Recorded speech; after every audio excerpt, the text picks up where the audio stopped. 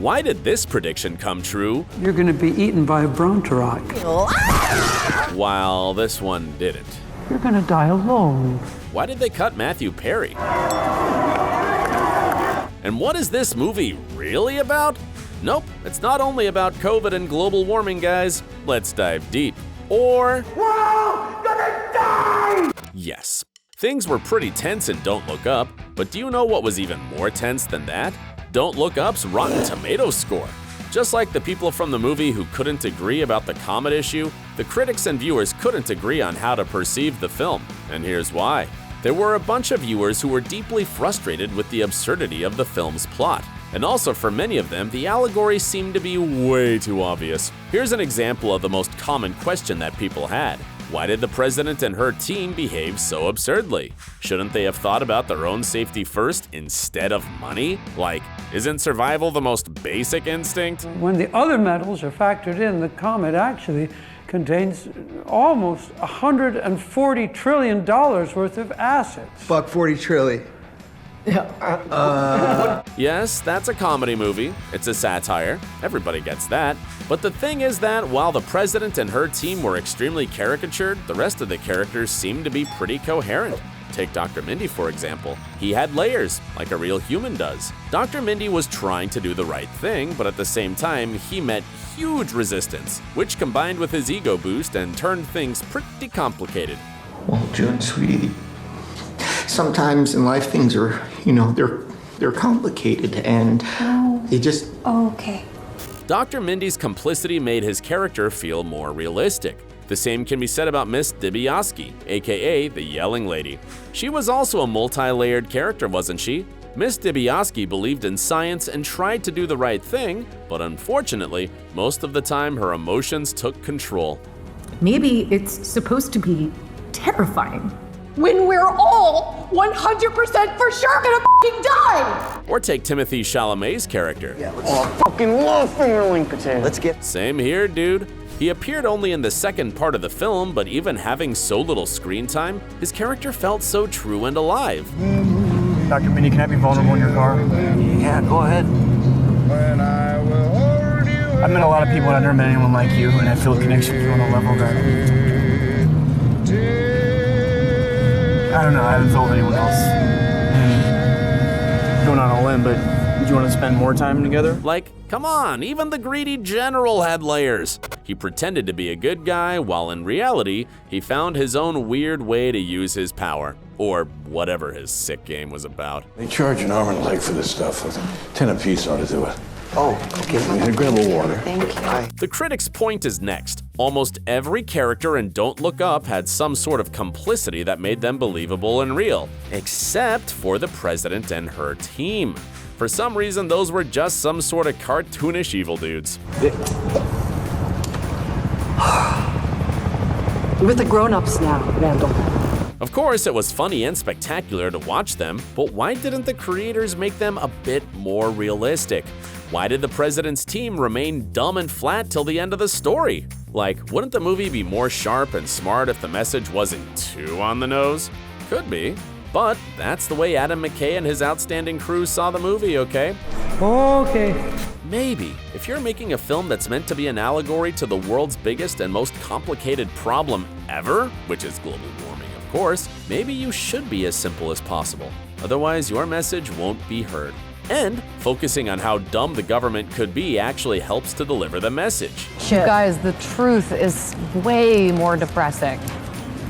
They're not even smart enough to be as evil as you're giving them credit for. Don't mean to point fingers, but we all figured out who inspired Meryl Streep's president, didn't we? Now, the elite escaped. Of course, you've got a ship. And this immediately gives us another question. Why did the president invite Dr. Mindy to join them? Like, he screamed out of his lungs that she was a liar. Well, the president of the United States is f***ing lying! It could be the case that the president respected Dr. Mindy for being right, and so having him on the new planet could be beneficial for her. But most probably the answer to that question is simpler. It was an exposition scene that showed us that the government always have a backup plan to save their own asses. And, which is even more important, this scene was meant to deliver an outstanding joke. You have fun with Jason. Jason. Oh, shit. Love it! That Steve Jobs dude, played by Mark Rylance, made 2 death predictions in the movie. One about Dr. Mindy and another one about the president. But the interesting thing is that only one prediction came true. Feathers, or are they scale? That's disgusting. What is that thing?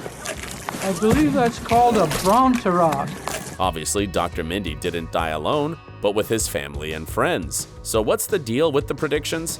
Why did only one of them come true? How you'll die.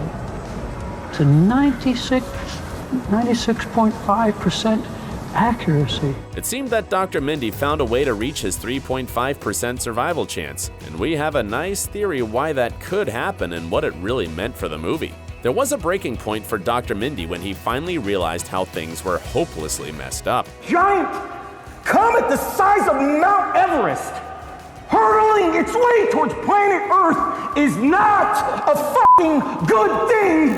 Dr. Mindy was about to lose everything. He wasn't tired of the insane swing of things that he accidentally got into, and the only good he could do was to find forgiveness from his family.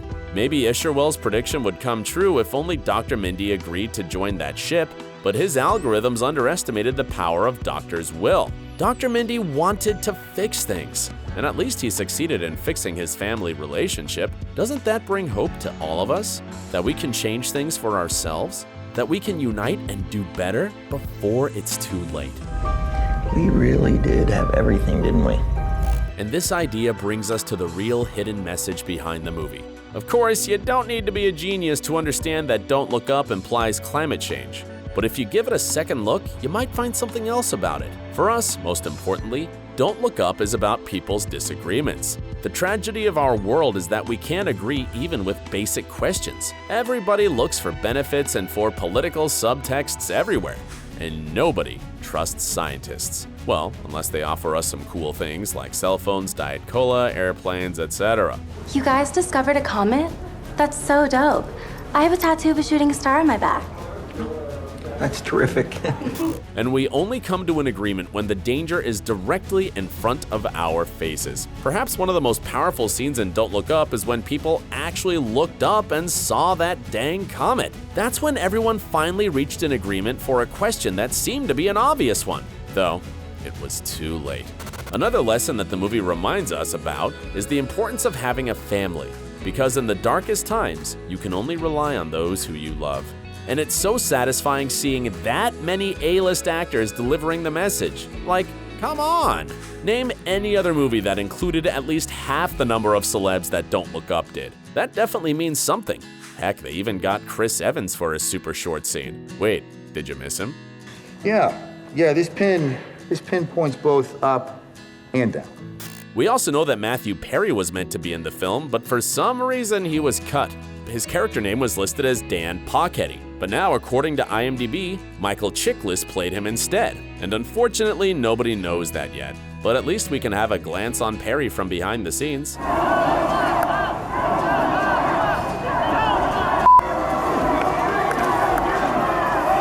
Here he is, looking up, just like all of us should do. Let's not forget about that, people. Are you a fan of movies? Try seeing these videos on our channel too. Thanks for watching, and please guys, do look up.